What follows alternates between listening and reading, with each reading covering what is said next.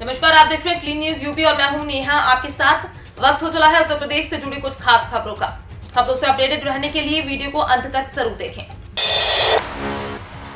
जब हम सत्ता में आए तो राम मंदिर का सपना साकार हुआ। हापुड़ में सपा पर जमकर बरसे योगी आदित्यनाथ। उत्तर प्रदेश में चुनावी सरगर्मियां तेज हैं। ऐसे में जहां एक तरफ बीजेपी ने डोर टू डोर कैंपेन शुरू कर दिया है, तो वहीं अन्य राजनीतिक पार्टियां भी वोटर्स को लुभाने के लिए प्रयासरत हैं। इसी कड़ी में सूबे के सीएम योगी आदित्यनाथ ने शुक्रवार को हापुड़ में समाजवादी पार्टी पर जमकर हमला बोला। दूसरी तरफ बीजेपी के राष्ट्रीय अध्यक्ष जेपी नड्डा ने यूपी के शाहजहांपुर में पूर्व की सपा और बसपा सरकार पर अटैक किया। हापुड़ में योगी आदित्यनाथ ने समाजवादी पार्टी पर आरोप लगाते हुए कहा है कि उन्होंने राम भक्तों पर गोलियां चलाई, शिव भक्त कांवड़ियों की यात्रा रद्द कर दी। उन्होंने कहा कि जब हम सत्ता में आए तो राम मंदिर का सपना साकार हुआ। किसके खाते में आएगा ओबीसी वोट बैंक, जानिए योगी अखिलेश में किसका पलड़ा भारी। उत्तर प्रदेश में अब कुछ दिनों में विधानसभा चुनाव के लिए मतदान शुरू होने वाले हैं। 7 चरणों में होने वाली वोटिंग के लिए 10 फरवरी से पहले चरण के मतदान शुरू होंगे। इसके ठीक 1 महीने बाद यानी 10 मार्च को यूपी समेत अन्य 5 राज्यों के नतीजों का ऐलान किया जाएगा। उत्तर प्रदेश में सीएम योगी आदित्यनाथ और सपा प्रमुख अखिलेश यादव में कड़ी टक्कर की उम्मीद जताई जा रही है। यूपी हमेशा से ही ध्रुवीकरण और जातिकरण राजनीति के लिए जाना जाता रहा है, जहां उम्मीदवारों की जीत और हार इसी पर निर्भर करती है। हालांकि साल 2022 का विधानसभा चुनाव पिछले चुनाव से काफी अलग है। इस बार प्रदेश के दो मुख्य दावेदारों में एक ही वर्ग का समर्थन पाने को लेकर होड़ मची हुई है। मुख्यमंत्री योगी ने मेरठ में बताया यूपी में कब थमेगी कोरोना की तीसरी लहर, स्कूल कॉलेज खुलने का भी बताया समय। मुख्यमंत्री योगी आदित्यनाथ ने सबसे पहले मेरठ मेडिकल कॉलेज में कोविड प्रबंधन की समीक्षा की। व्यवस्था देखने के बाद उन्होंने मीडिया से बात की। योगी ने कहा कि कोरोना के प्रकोप को देखते हुए स्कूल कॉलेज बंद किए गए थे। हालांकि अब तेजी से हालात सुधर रहे हैं और उम्मीद है कि 10 दिन में तीसरी लहर थम जाएगी। ऐसे में स्कूल कॉलेज भी अब जल्द खुलेंगे। गौरतलब है कि कोरोना संक्रमण के बढ़ते मामलों को देखते हुए मुख्यमंत्री योगी आदित्यनाथ ने स्थिति की समीक्षा करने के बाद 5 जनवरी को स्कूलों को बंद करने का निर्देश दिया था। जेपी नड्डा ने सपा प्रमुख अखिलेश यादव पर साधा निशाना। देश के विभाजन और जिन्ना को लेकर कही ये बात। भारतीय जनता पार्टी के राष्ट्रीय अध्यक्ष जेपी नड्डा ने शुक्रवार को समाजवादी पार्टी प्रमुख अखिलेश यादव की जिन्ना वाली टिप्पणी पर परोक्ष रूप से चुटकी ली। हालांकि नड्डा ने मोहम्मद अली जिन्ना का नाम नहीं लिया। प्रभावी मतदाता संवाद को संबोधित करते हुए नड्डा ने कहा, ऐसा क्यों है कि अखिलेश यादव को आज भारत के विभाजन के लिए जिम्मेदार व्यक्ति की याद आती है? आखिर क्यों उन्हें सरदार वल्लभ भाई पटेल की याद नहीं आती है, जिन्होंने देश को एकजुट किया? अखिलेश ने पिछले साल 31 अक्टूबर को हरदोई में आयोजित एक कार्यक्रम में अपने संबोधन में महात्मा गांधी, जवाहरलाल नेहरू, सरदार पटेल और मोहम्मद अली जिन्ना की बराबरी की थी। उन्होंने कहा था कि सरदार पटेल राष्ट्रपिता, महात्मा गांधी, जवाहरलाल नेहरू और मोहम्मद अली जिन्ना ने एक ही संस्थान में पढ़ाई की और बैरिस्टर बने। यूपी में फिर बड़ी स्कूल बंदी की मियाद, 6 फरवरी तक बंद रहेंगे स्कूल कॉलेज। उत्तर प्रदेश में एक बार फिर स्कूल बंदी की समय सीमा बढ़ा दी गई है। शैक्षणिक संस्थान अब 6 फरवरी तक बंद रहेंगे। राज्य सरकार द्वारा जारी एक आधिकारिक आदेश में कहा गया है कि कोरोना वायरस बीमारी कोविड-19 के प्रसार को रोकने के लिए उत्तर प्रदेश में सभी स्कूल ऑफलाइन क्लासेस के लिए 6 फरवरी तक बंद रहेंगे। तेजी से बढ़ते संक्रमण को देखते हुए शैक्षणिक संस्थान पहले 30 जनवरी तक बंद किए गए थे।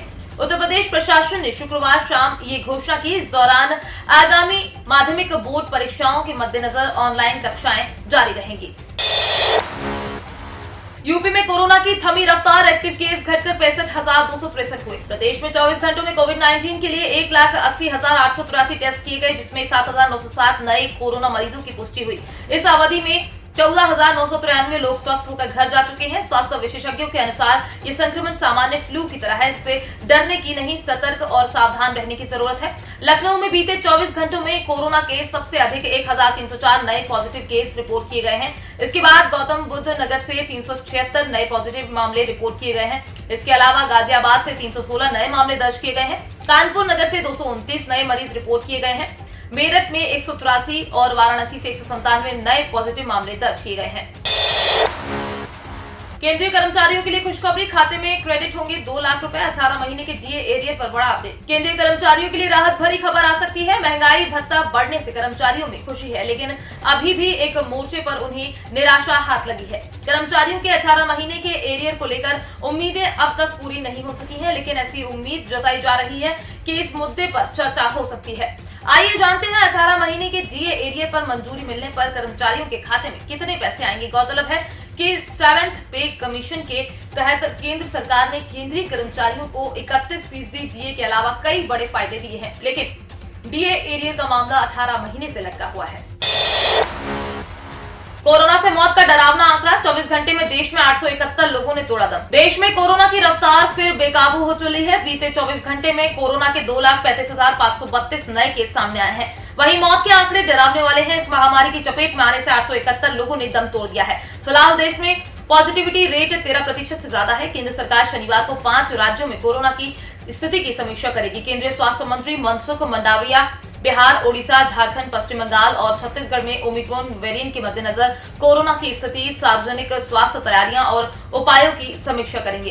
केंद्रीय मंत्री शनिवार दोपहर करीब 3 बजे वीडियो कॉन्फ्रेंसिंग के माध्यम से राज्यों में कोरोना की स्थिति की समीक्षा करेंगे। कोरोना का नया एपिसेंटर कर्नाटक भी सभी को चिंता में डाल गया है। यहाँ पर रोज के 35,000 से ज्यादा मामले सामने आ रहे हैं। मौतें भी अब ज्यादा होने लगी हैं, लेकिन हैरानी की बात यह है कि वहां पर ओमिक्रॉन का खतरा कम है।